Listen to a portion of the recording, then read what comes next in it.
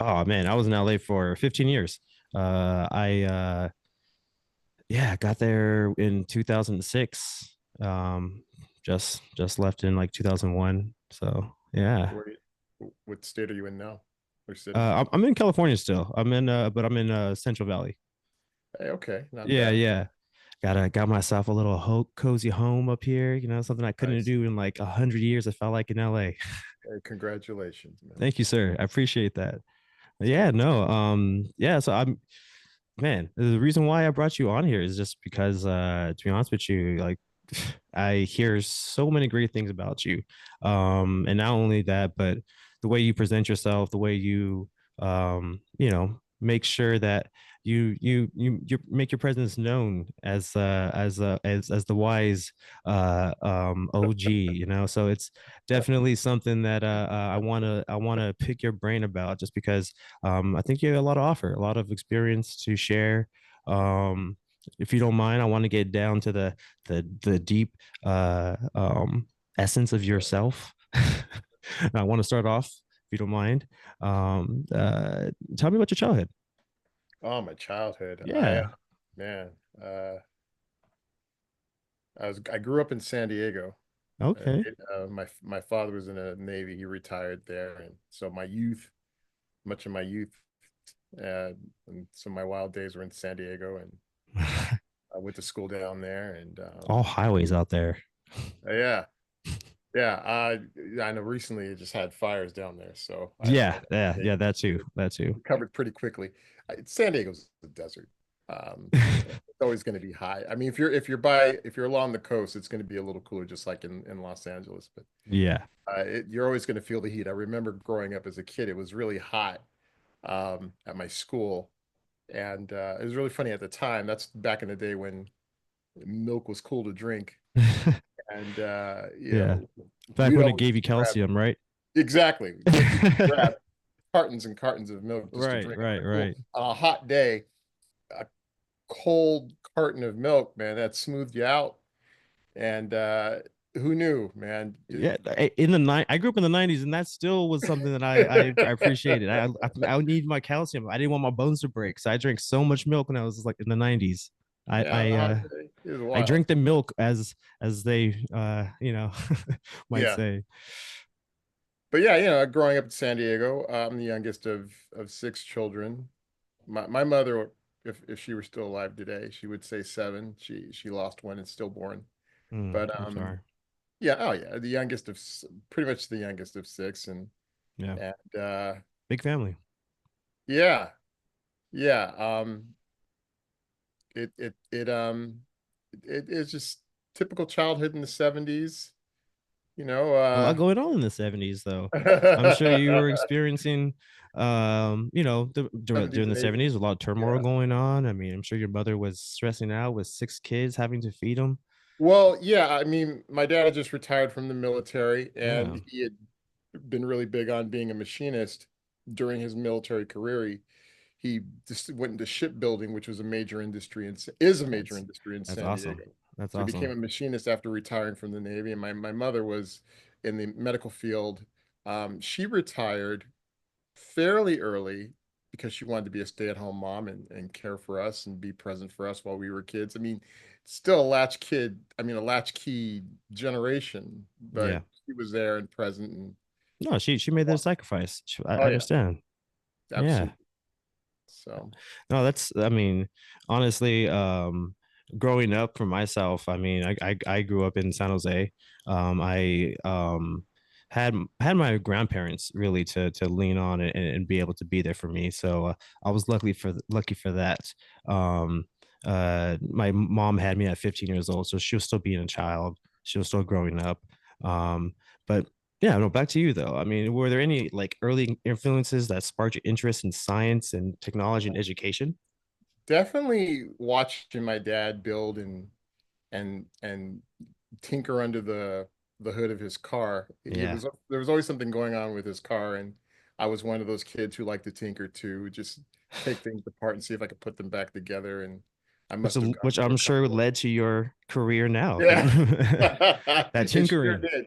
Yeah. Big on Legos and Tinker Toys back in the day, and And of course, electronics. Once I got to junior high, it was all about computer science and learning some of the basic coding, Yeah. early exposure.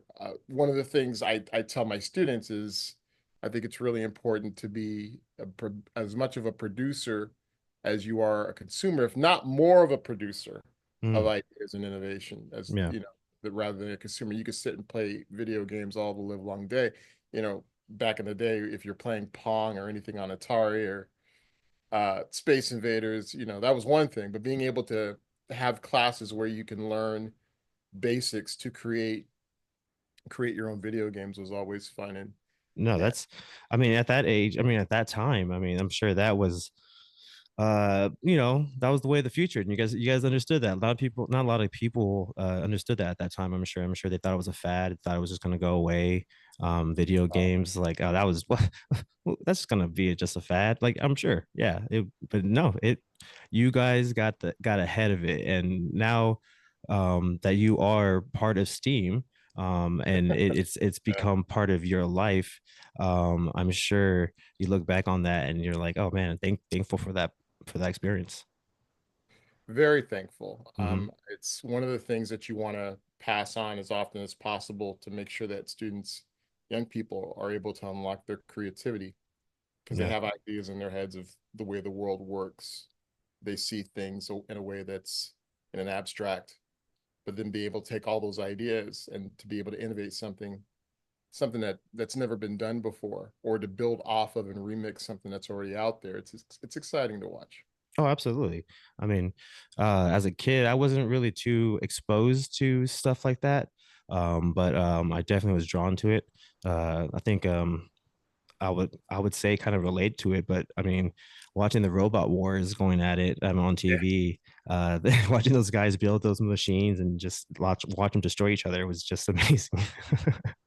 Well, Robot Wars is great. I think coaching robotics, whether it's with Legos or the big metal robots like the Vex robots, watching Hmm. students be able to create and meet challenges, those engineering design challenges is always fun because once the student really gets the coding part of it all, and then coming up with a design that will meet a challenge, it's exciting to see. And then of course a lot of them are really invested and they take the ownership of the learning, the things that they're learning, and they want to learn more because they've already seen something happen once and they want to see if they can do it again, push the envelope.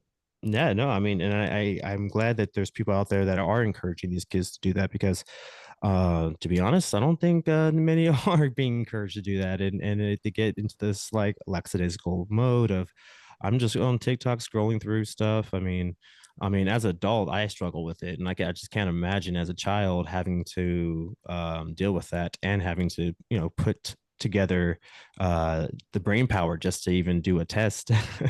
Right. Yeah.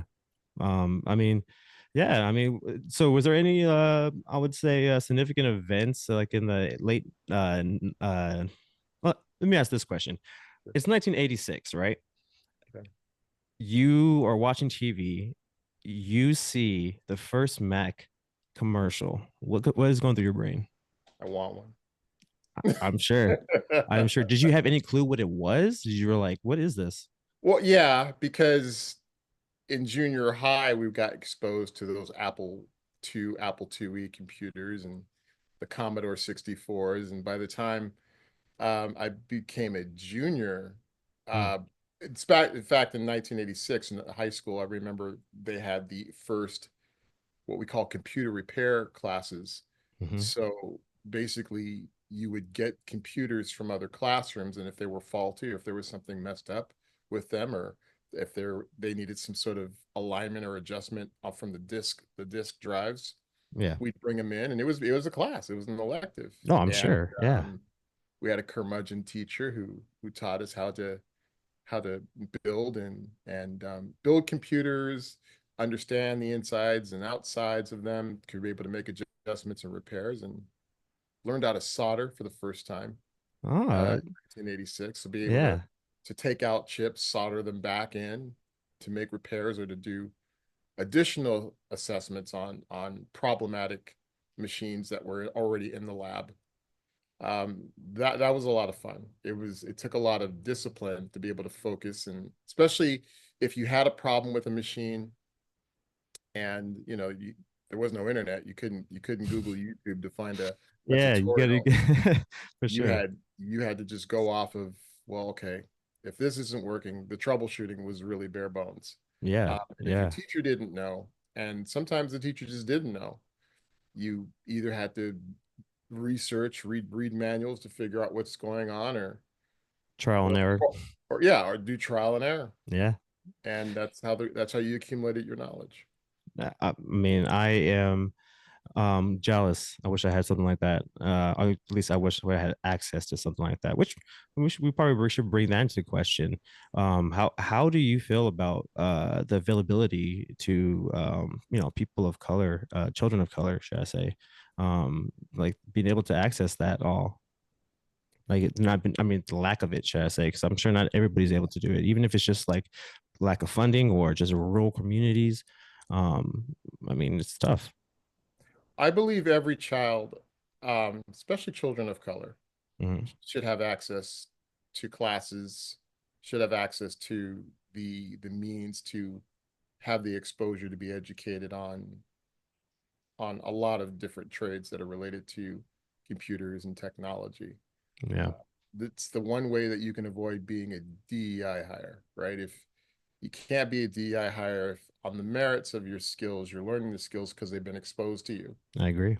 had the opportunities to have a computer in front of you and be able to fix it or to learn computer programming, computer science, Yeah, whether it's Python, JavaScript.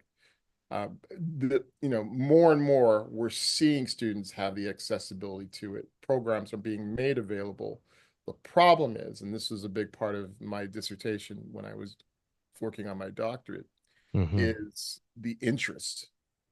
Um, you, leading the horses to water, so to speak, making sure that, yeah, well, okay, so these programs are available, here they are, but if there's only one or two people that are showing up, a lot of times these programs get pulled.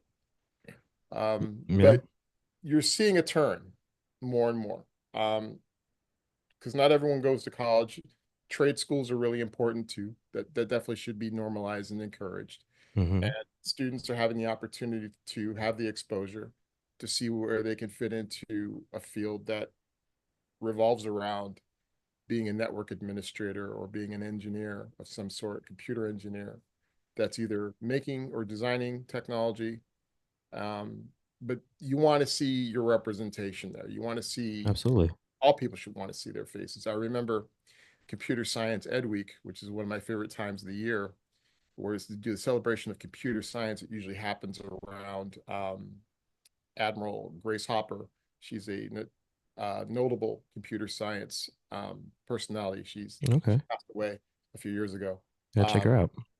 yeah, Grace Hopper. It's always on the week of her birthday. But I remember putting up Sha P. Su, who is considered the mother of computer science in China. Hmm. China went through this big renaissance of technology innovation right after World War II. Right. And they were on their own pretty much when it came to innovating their own stuff because they had been cut off by other countries. And Sha P. Su was one of those computer scientists who literally birthed thousands and thousands of thousands of computer scientists in China, which That's led them awesome. to be a highly developmental country when it came to the development of microchips and other technology related to computer science. Yeah. And I remember we were going over all these different personalities in a classroom, Hmm. and I asked, so what can we say about all these different people? And it was like people were bringing up who do you know that's famous that is in the field of computer science, and the students were, Steve Jobs, Yeah, yeah. Wozniak, um, who Bill else? Gates. Bill Gates, they're Yeah. all the big ones, right? Yeah, Elon yeah. Musk. Um, so, okay, Does so he what do we know wait, about these Elon Musk persons? deals with chips? No. Well, no, no, but No, I mean, no, when no, I get when you. No, they it's think fine. technology, they think, well, it's I'll be more Elon. responsive to children and be like, wait a minute. It's just that's fine. Exactly. Yeah, yeah, yeah. But what was funny was I said, have you ever heard of, Katherine Johnson, the human Hmm. computer for NASA? And then I put up, because I have a lot of Asian students at my school. I put up a picture of Sha P. Su. I said, have you ever heard of Sha P. Su? And a young girl in the class went, "That's me." Haha. I said, "Why'd you say that's me?" She said, "She looks like me." That's awesome. But that, who knew that? These are the things, the responses that you can't predict what happened in a classroom. But No, these are the things that kids, basically, I think she said the quiet part out loud. 100%. Seeing yourself, and she saw herself in this. She's like, "I'm Chinese. That woman's Hmm. Chinese. I've never heard of her. She's the mother of computer science in China." That's what she said. And she's like, "But she looks just like me." And Representation is 100% important, and then in these kids' age and minds, it uh, is. it is. It is. I mean, I remember even as a kid, representation. You know, watching the Super Friends, Uh-huh. you know, back in the day, and Yeah. every single superhero was white. Every single one. Well, or purple, Yeah. like the Wonder Twins. The closest Purple you or could get, alien or something. Yeah. yeah, the closest you could get to a person of color. Yeah. Super Friends. You know, there was no race swapping at the time. And then of course they came out with we Falcon. know what they did. They came out with like the three, I think it was like Apache Chief, Oh, yeah. Okay. Yeah. had Blue Vulcan, Blue and Vulcan. who's the other, the samurai guy. Mm-hmm. They just called him samurai. So you had your Asian superhero, your black superhero, and your indigenous superhero. This is what, This 70? is back in the 70s, Yeah, like late late 70s though, 80s, right? and then I think they even came up with a guy. He was a Latin, Latin super, El Dorado. Yeah. They were Well, really trying to work the diversity oh, angle there. 100%. This is where diversity was so important. Even your gangs had to be diverse. You know what I mean? You had to have a multicultural gang. You know, it's important. No, but Yeah. I think when young people can see themselves in anything, and Hmm. it could be any race or ethnicity, any gender, Yeah. it has an affect that encourages interest, because they wonder, well, if all of these other races and gender are in these professions, then surely I can do it too. A big Yeah. part of my study on computer science, affect of computer science among girls of color, was, well, I don't do computer science because the general consensus was it's a white man's job. You know, all you see are white males do this job. Hmm. And then, the conversation comes up. I'm like, well, think about how algorithms are developed, and think about how a lot of biases are baked into code because of the experiences and backgrounds of certain people, not being mindful of how this affects others, Yeah. in the way that data is generated, in the way that data is compiled in the aggregate, and in the way that it's put out there. Um, it's good to have a lot of representation so that you don't see, well, or a discouragement of, well, I don't see my face there. Yeah. And it's something I always encourage Yeah, yeah. I mean, on a lot of things. it's hard to be the first of all. I Yeah. mean, nobody wants to be the first to be standing out, but I mean, it takes a certain type of person to be have courage to be able to do that. But I mean, and then, if you see your representation on the other side, I mean, it encourages those people who might not have the courage to do that as the first, but if you see somebody on the other side, like, hey, you know what, might be able to do this after all, Right. and it's important. Like I said, yeah, no, I agree. How do you feel though about, like, you said coding, and it's important for computer science, but with the processing, or should I say with the progress with AI, I mean, that might not even Oh yeah. be a need. So what would you suggest the kids look into instead, or if you even suggest them even to do something different? Well, AI is cool. I mean, I think with any technology, and I was doing this today in a STEAM class with my fifth graders, is you want to talk about the social and the ethical and the responsible implications of using any sort of technology tool. Hmm. And as the new tools come out, you want to be able to use it in a way that's responsible, or that's going to give back, or that's going to reflect something positive to society. Yeah. And AI is done the same way, whether you're creating AI, whether you're learning how it functions, whether you're learning how to do it to apply it towards being more literate in your information, Hmm. especially literate in your information and how to cite sources, the sort of commands you put in to an AI tool like say a chat GPT. Yeah. I You do want to like make sure. the chat GPT and other things are starting to like source their information at the bottom. That's nice. Yes. Yeah. Yes, and that's what I mean by information literacy. You want to Yeah. make sure you've got the sources of where the information is coming from, and then Hmm. you want to vet those sources to make sure those are credible. Yeah. Emphasis on credibility. Um, and I this is something I also say to our parents. You know, we have like a parent at night to talk about technology and Yeah. how this these sort of tools work in moderation, but they work in a way where you have to keep the ethics of the tool in mind, so that it's being used responsibly. Yeah. Scholar, for sure, if you're a student, you But don't I want mean, I some. think that comes with any technology, though. We Oh, have to be responsible with this technology, and I think to be able to use AI um, is no different. It's just no right. different.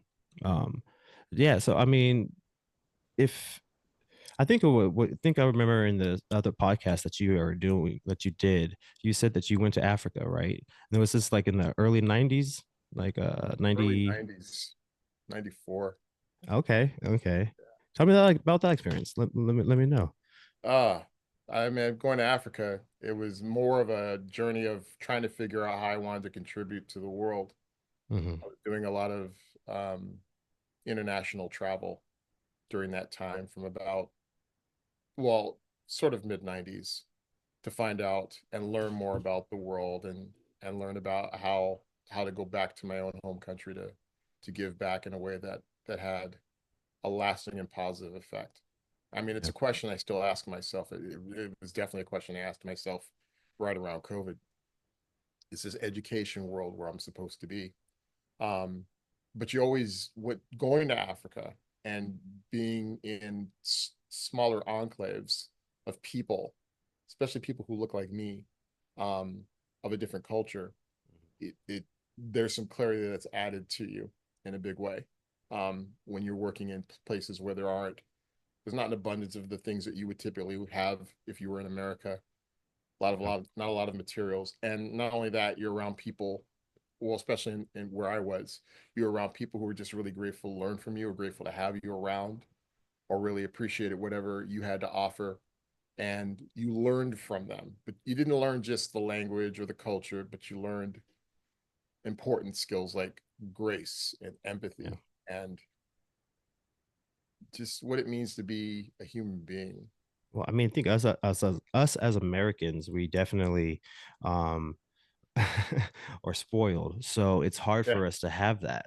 Um, I mean, I don't know if you ever watch like people in the woods and stuff like that go camping and like literally all day they're either trying to make a fire, finding wood, or finding food. There's no time for any thoughts, any deep thinking. To be honest with you, to be able to have these problems, I feel like it's a privilege in a way, whether or not it's a good privilege, but it's a privilege. I mean, Oh, you're right. it's definitely, I mean, maybe again uh dropping these things and making your life a little bit more simpler might be the key to be able to be more grateful, because again overabundance of things doesn't seem like it's the key. Yeah, I'm learning that in my old age. You're right. I'm learning that now for sure. It's hard. I mean, it's hard, especially we're adults. I mean, I don't know. When I was a kid, I didn't come from money. I spoil myself sometimes, and now that I am an adult with money, it's kind of hard, And Well, I, yeah, you've got a home, so yeah, yeah, absolutely. I got three kids. I got a home and my wife, and I Yeah. I want to buy some Pokemon cards sometimes. You know what I mean? Like, I want to go buy some games. But sometimes I can't really do that. It's unfortunate, but I have to be responsible. Right. Yeah, no, yeah. So I mean, uh, being in Africa though, I mean, was there any type of long like lasting relationships you ever like? Do you know anybody that you kept in contact with from over there? It's amazing. Yeah, because that was almost 30 years ago. Yeah. pretty much 30 years ago. And some of the young people I met there were teenagers at the time, and now they're in their 40s and they've got their own families. And That's awesome. it's to keep in touch with them and to hear how they're doing, and it's Thriving, I hope. thriving. That is A couple of them awesome. have even made it to America. Hey. So there's that. And there were a couple, like I said, there were a couple, Africa. I was in Latin America for a time. I was in a country Oh, called Moldova, which was in the former Soviet Union, yeah, um, yeah. and being in touch with all of them, because at the time, their only knowledge of life of the world was either being in the country where they were or learning their English from, you know, American sitcoms or soap operas. I mean, that's usually how a lot of people do it. I mean, Seinfeld is the best teacher out there, apparently. Yeah, it's funny that how they would learn their English that way, but yeah, being able to keep in touch with them and see how their life has changed because they've had a huge worldview of things going from their home country to where they are now. Yeah, yeah. So, I mean, when you decided to do that and you came back to the States, I understand that you got your master's after that, right? Like, was that a couple of years afterwards when you're already kind of in? Yeah, a few years after that, I went back and got my master's in curriculum assessment and instruction. Yeah, Uh, multiple, right? If I'm not wrong. yeah, I have Yes. a master's in instructional techno or yeah, instructional technology. So from there, it was kind of diving in head first to see what this education game was about. Yeah. So I spent a bulk of my career as just a technologist when it came educational technology, ways that you can use technology tools to enhance the learning atmosphere and learning how the new toys work to show teachers how they could make changes and big leaps in the way that they taught Hmm. in school. In the beginning, it seemed a lot like just learning tech for tech's sake, but then it started growing into you can really use tech to tell stories or use it to create media to tell a story or use computer science to be able to crunch numbers so it does the heavy lifting for you when you're trying to understand how data works. All right. It gets bigger and bigger every year. The more that the more tools come out, and I'm always having to learn something new to be able to teach teachers what they could do to enhance things and boil it down to a way, synthesize the knowledge so that it really makes sense to them and it has meaning to them as well as they're learning. Oh, I'm sure. I'm sure. I mean, the reason why I asked that is just because obviously the name of the show, Student of Life, and Yeah. somebody who puts himself through that has to be a student of life. I mean, you can't just not be interested in education and further learning.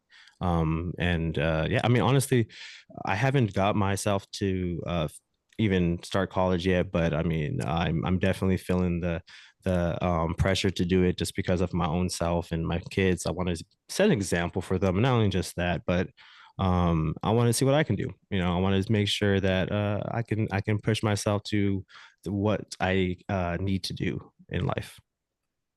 Yeah, find the thing that you love, find the thing that you're interested in. And it doesn't even have to be full out college. It can be a course here, a course there. If you decide you want to go the full run and get yourself a degree or learn a trade, man, I encourage it's a big part, all of it Yeah. is Start a valuable. podcast. Yeah. Start a podcast that inspires people, which is what you've done. That's on the job training. That counts for some units there. I mean, I Uh, hope so. I hope so. I mean, yeah. No, I mean, honestly, I started this podcast just because I'm a curious person, and I want to. I mean, I listen to a lot of podcasts, and I always hear a lot of people talking, and sometimes I don't really want to hear the emotional part, and I want to be able to have a discussion and hear, and I can put my emotion to the side, put my ego to the side, and I feel like I want to have these conversations, and maybe some people out there will feel the same way too, and yeah, get to not just the truth, because the truth is, what is the truth? Your right. truth, my truth, the real truth. It's but at the end of the day, I just want to be able to ask these questions, have a free space to be able to expand my curiosity and learn more about life. Yeah, going back to the 80s, or should I say, how did the Cold War affect you in growing up? The Cold War, man. Yeah. Um, Like, I mean, I'm sure everybody was afraid because the Russians were going to get them or bomb us and the stuff. whole So fear of nuclear war and the big wall, the great big wall that yeah, divided Berlin. Eastern Bloc countries Yes, sir. with the West. I mean, you from a teenage aspect, you saw the Cold War as far as you saw Rocky Four, Right, where Rocky's fighting Ivan Drago and right. Like there were bigger things to worry about. well, no, I mean, but the narrative itself was Oh, the about narrative. Yeah, no, yeah, 100%. You uh saw it as like the how Russians are as much as two countries can have grievances with one another, right. people change, perspectives change. And it was right around that time that the wall did come down and Hmm. relations between East and West started to get better because nobody the fear was always nuclear war. Yeah. You don't want to see these two superpowers destroy the entire planet with their weapons of destruction, I mean, mass destruction. it wouldn't destroy it. I mean, 60,000 nukes. I mean, come on. Oh, yeah. 120,000 nukes. I mean, because we had 60,000 each, probably. Or what was the other movie? My favorite was and I read the book first. Hunt for Red October. Okay, yeah, I was gonna say You war know, games probably too, but yeah, yeah. no, yeah. And then the fear of war games. Oh man, I'm sure that thing got you guys going. Those movies the reason why I ask about these things is because I'm a very like I'm a history nerd buff, and I love to talk to people who experience things that I didn't get to experience. And I mean I read them through textbooks and you get the kind of feel for it, but I don't know, I want to make this podcast an opportunity to learn from those experiences and possibly teach kids from those firsthand experiences, or teach people, not just kids, but just teach people in general, that didn't live through that.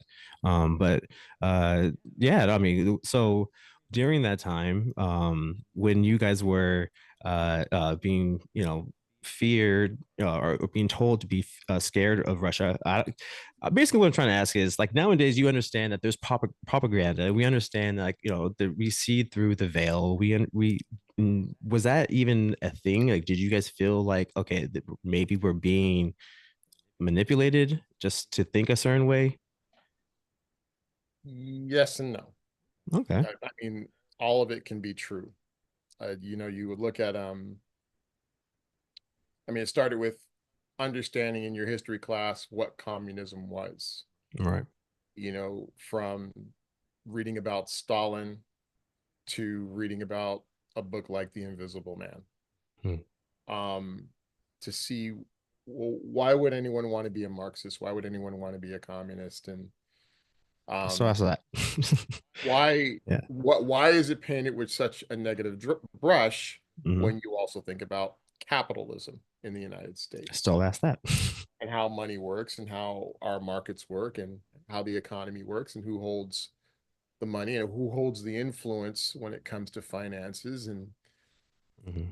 which is why to this day, thinking back then, there's a lot of information that can be put out there. Unfortunately, I had a lot of teachers who gave you the information in class and they wanted you to make your own judgment. They wanted you to make your own decision. And then they also wanted you to dig deeper, go down the rabbit hole and get more information yourself, learn Yeah. so you can formulate an opinion. It's important. Um, It's important firsthand. and too many times, especially these days, we literally have information at our fingertips. Oh, We've always had it. dude, it's too easy. And people, there's just people out there who want to be willfully ignorant. If someone said it out there one time, then it must be true. They're not going to bother researching. They're not going to bother digging into whatever Do the you think it's truth out of is. willful ignorance as out of do you think of it's like it's out of malice though, a majority of it, or do you think it's just out of laziness? Because honestly, I feel like it's majority of the time Laziness, it's probably laziness. laziness. Yeah. Got it, laziness. Because if it's malice, that's a really sick way to live. Um, Right. But if you're too lazy to look up something, in the time it takes you to try to throw out a witty comeback to someone, you could have looked Sorry. up the information yourself. See, I think that's what you got on the nose. It's the witty comeback. It's the I want to be able to snap back and get those reactions, and it's unfortunate, but we live in a society where that is more rewarding than actually having a thoughtful conversation and maybe doing more research to see a different point. Well, and that's what's getting passed around. Like, here's a great example, right? Uh-huh. President Trump came to Los Angeles to look at the burn areas. Well, not the well, the Palisades. He didn't come to Altadena. I didn't know The that. Palisades to look at the burn areas, and of course, he continued with his statement of there's this spigot up in the northern part of California that if we just turn it this way and turn it on and pump the water this way, we're going to have lots of water in Southern California. We're going to look. That's great. So easy. Find out if it's true. Mhm. Do the research to find out what he's talking about. Because if he's dropping some knowledge that not a lot of people know, then anyone should be able to research and get the truth. Right. But there's some people who won't get the truth. It's okay, he said it, so he must be right. It must be true. And there's enough knowledge out there, enough viral information out there, negative about the governor or someone else that people won't see all the angles of it. Yeah. I'm not saying that Trump's President Trump is wrong. And I hope I'm not going down a political hole here with your. No, no. I This mean, is, again, like I said, this is a free space, man. yeah, Again, any, this is more about getting to the truth and really finding out the yeah, truth. yeah. Because not everything that President Trump says is not true. There's some real truth. There's some real truth out there, Yeah, but you want to find the balance between what's the truth and what's not, or I'm what's with being you. used as a misinformation weapon and what isn't being used. And you really want to get to it and not be a sucker, is Yeah, what I'm trying to say. that's honestly the main reason why I am so passionate about talking to people is because it really kills me that, like, how can I say this without being too mean? It kills me that people are willfully wanting to be manipulated, and whether or not you agree or not, whether or not you think they're right or wrong, it's the way they're doing things is the problem. You know what I Right. mean? And manipulation, and whether or not you think it's good or not, whether or not it's for the good for the. Let me just slow down.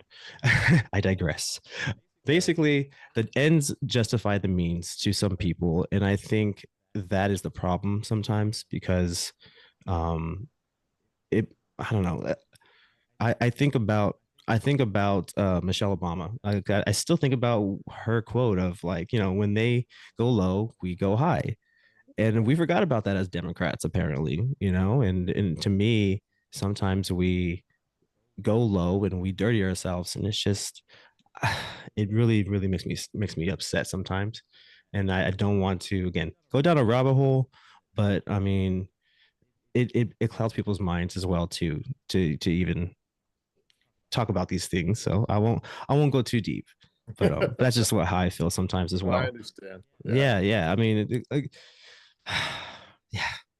Anyways, so um, at any point in those years in college, like did those, like, what shaped your decision to be in administration, and what shaped your decision to push yourself towards um being able to lead people. I think this is a good question. Wait 1 second. Oh, Yeah.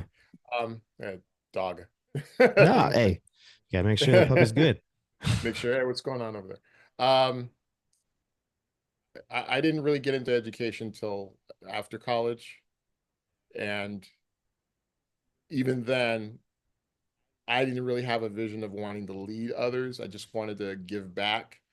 Then after a while, after maybe a decade and a few years, I realized I really wanted to give back to others who were in the profession, who wanted to be inspired to be leaders themselves.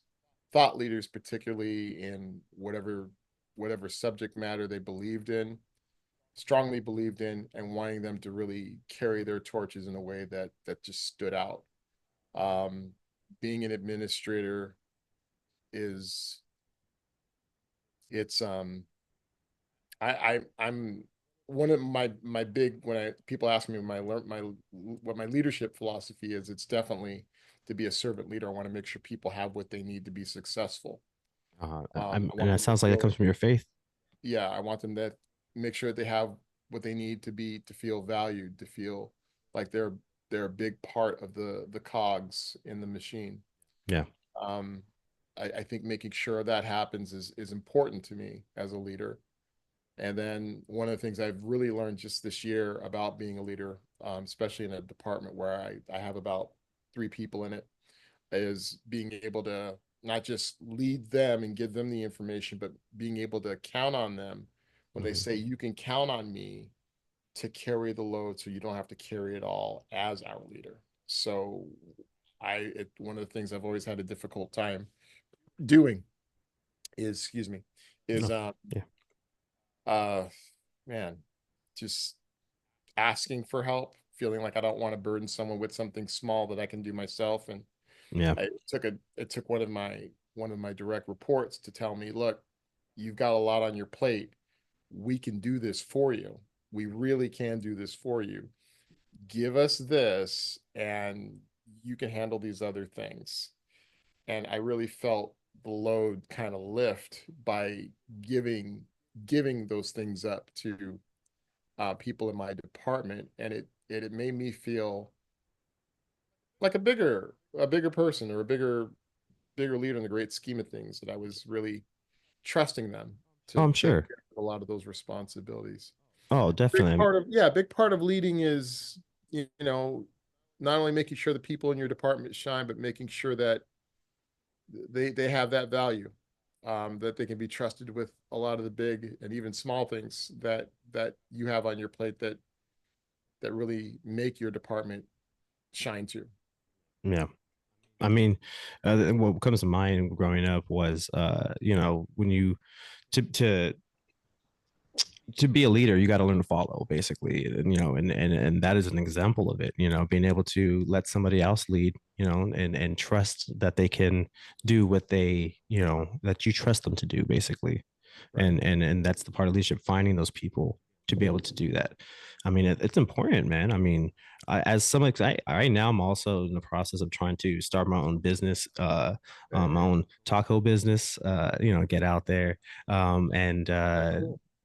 basically just I have to learn to g- grow with others, not just myself. Sure. And I think that's important, which is I'm hoping I learned this from you. I'm hoping I learned this because, again, you guys obviously have examples.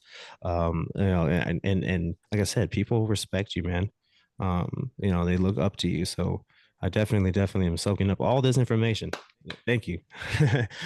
Well, thank you. It's definitely a pleasure to be on your podcast where you're really trying to make a difference and being able to impart something that is helpful to you as a host, but hopefully to your listeners as well. Absolutely, man. So I mean, also too, I wanted to ask you because I was looking up, researching more about STEAM, and I was like, man, what is STEAM? I could have sworn it was STEM, and then I looked it up, and yeah, they added the A, and I saw, which I don't know, why are people upset that the A is added? I saw people upset. Like, what is this? Why are people upset that art is added to the program?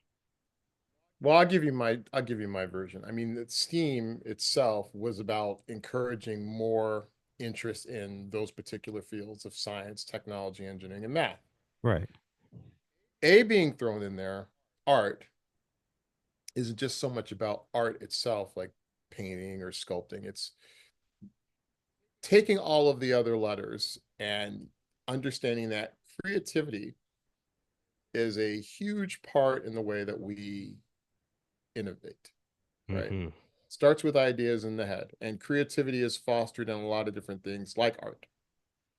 So one of the things I tell parents at my school, or I would tell anybody, is when you get your child thinking, when you get the spirit of creativity being built in them at a young age, and Hmm. they continue to build on that in their journey, in their formative years, um, from creativity comes the spirit of innovation. Innovation is exactly what you need as a forward-thinking, progressive country 100%. or society. Hmm. Um, you need that, but you want people to not just be entrusted with how good of a scientist they are, or a technologist, or an engineer, or a mathematician. You want them to be creative with the very things that they're gifted to them from those particular letters, Right. right? So students come in, um, and part of critical thinking is being able to think, you hear that expression always, think outside the box. And Yeah. we don't say that for nothing. Right.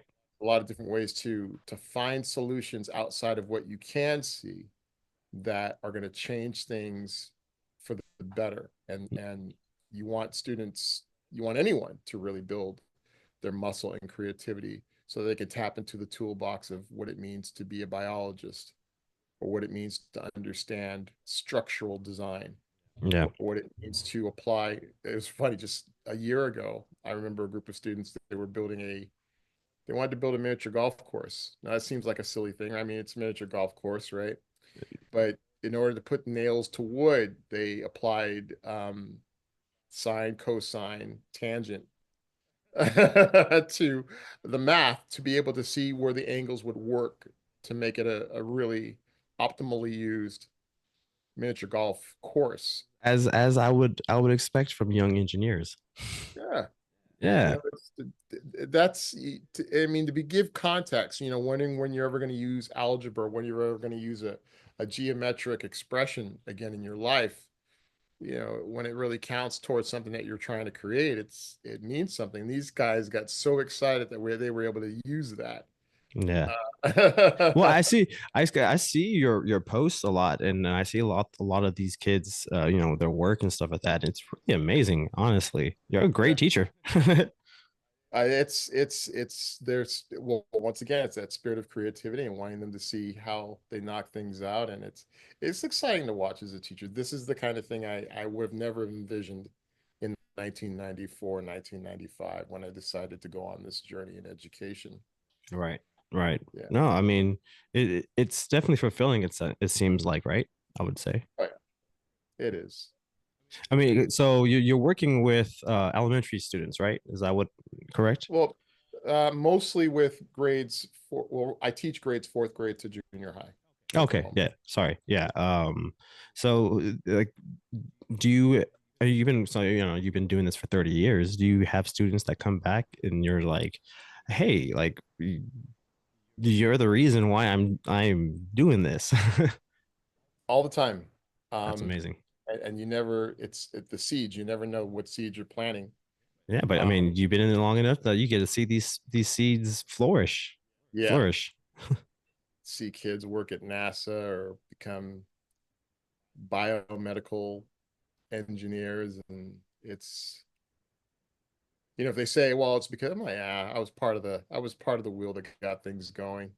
Right. I'm just excited to see. It's just exciting to see that students are really pushing themselves to greater things with whatever they're learning and picking up along the way. Absolutely, man. I mean, it's again, like I said, it's an awesome thing. Um, yeah, I mean, I know. Sorry, I don't want to take up too much of your time. It's about to be 7 o'clock. But do you mind if I ask you a couple more questions? Oh, that's fine. As a father, I know you have one child, right? Correct. Yeah. As a father, what would you say, or what advice would you give me, for, three children? I have three children, four, two, and one, basically. What kind of advice would you give me in being able to raise competent, science literate, children? Books, have them read, Mm. age appropriate books that fit a particular, and I can send you some links when this is all over. That'd be Uh, great. I there's appreciate that. certain, yeah, there's a lot of really good books that are being written that are STEM centered. There's some things I'm even writing myself. So that stuff is definitely out there. Awesome. Start with the books, and then of course moves on into not only the books, but you want their hands to get dirty. Let's see if they can do some hands-on work that's age appropriate too. How old's your Absolutely. oldest? Four.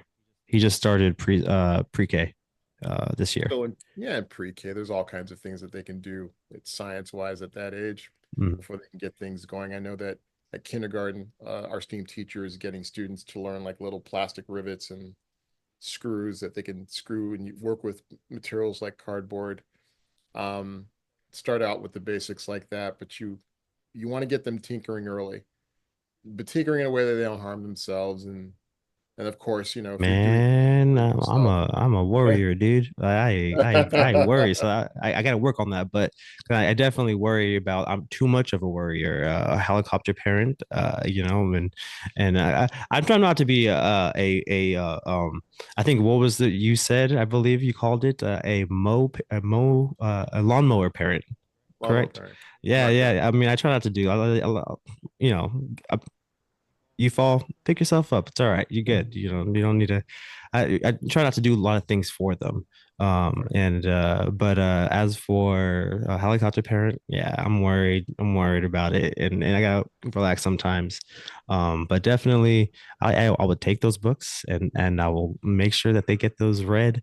Because I definitely think it's important in this day and age to raise science literate kids, and not just even science literate kids, but just uh, you know, kids who can have common sense, I guess you can say. I'm trying not to be too harsh on these kids because kids are just kids, they're developing, and there's not much, they'll make their choices, the way they're going to make them choices. But I want to make sure that they grow up to have at least some common sense in being able to be science literate. I feel like helps that a lot.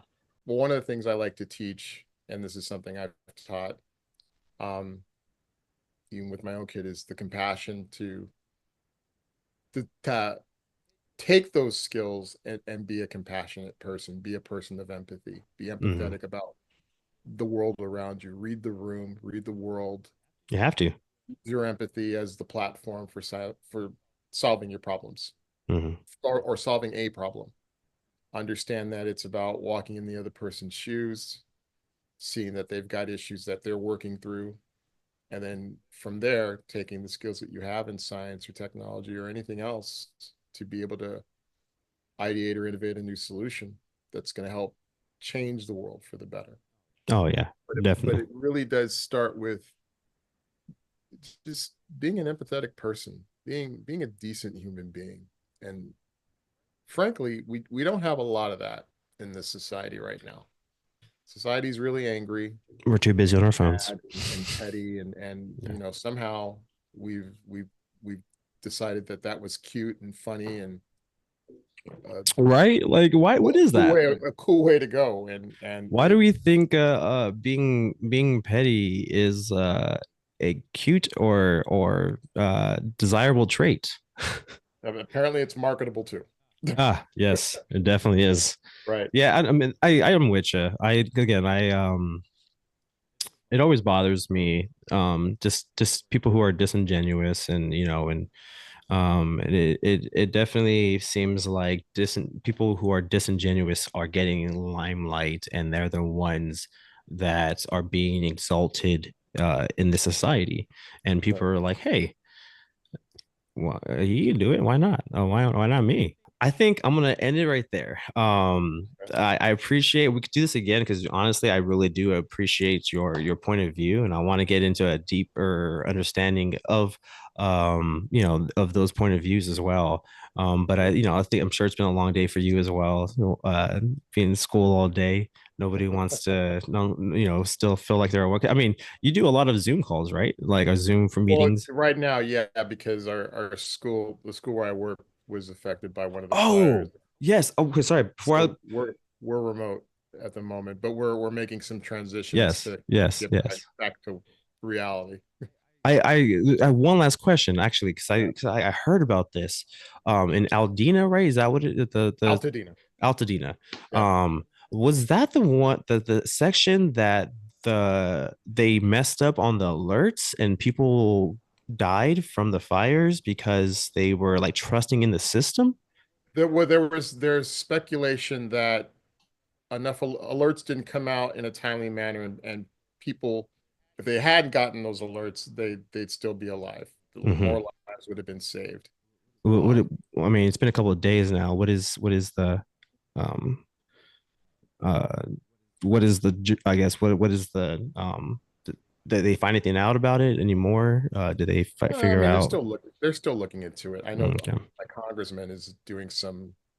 She ordered an investigation, and I think the local mayor of it, Pasadena is looking into some things, and it's so terrible. It's the terrible. discussions are out there. Yeah. Um, because once again, you're looking at, because those were the two big fires. The two big fires were the Palisades Hmm. and Eaton. I mean, not Eaton, okay, Altadena. Um, and clearly those are two vastly different communities. Yeah. Um, so we're hoping some answers are going to be churned out soon. Or is your house okay? Yeah, my house is fine. Good. Okay. I have some family that were affected by No. the fires, and Yes. we're helping them through that process at the No, moment. this is the time that we should come together as a community and help these people, because obviously we can't help, or we can't trust the insurance people to help us. Apparently, it's definitely odd. It's an odd time to be in. I mean, luckily, hopefully, our elected officials figure out a process to be able to find some relief for us. But I mean, it doesn't look too good so far, right? I mean, or are they? Well, if they stop playing politics, we'll see. Right? But hey, they won't play politics for too long, right? Well, it's going to get to a point, yeah, where I'm being very people's lives, sarcastic right people have now. lost I their feel like this is gonna lives. be forever. Oh, Yeah, no, from it's no. I mean, again, that's just me being pessimistic, but I like to be optimistic. So I mean, hopefully we'll get some relief, we'll get some help, and hopefully also, yeah, Donald Trump stop playing politics and get us our freaking money, because at the end of the day, man, whether or not people didn't vote for you or did vote for you, I mean, you got to take care of us, man. You are our leader in chief. Like, it's important. It's important to this is important. It's not yeah, something to play with. But I ended at that. I ended at that. We'll come together again, hopefully, if you're open for it. And yeah, we'll get some more conversation from it. But thank you, absolutely. sir. Is there anything that you want people to if you want people to reach out to you, have any questions, is there anywhere you want them to go to? Um, no, not really. I'm not sure. You usually offer this at the end of your. Yeah, I mean, if you want, is there anything that you want to plug, anything that you want people to go to check out? No, nothing to plug. Just happy to be a guest. Thank you so Hey, much. hey, well, I appreciate you, sir. Man, I'm sure if people who are the people who will listen to this will want to know more. So, we'll Okay. definitely get together, sir.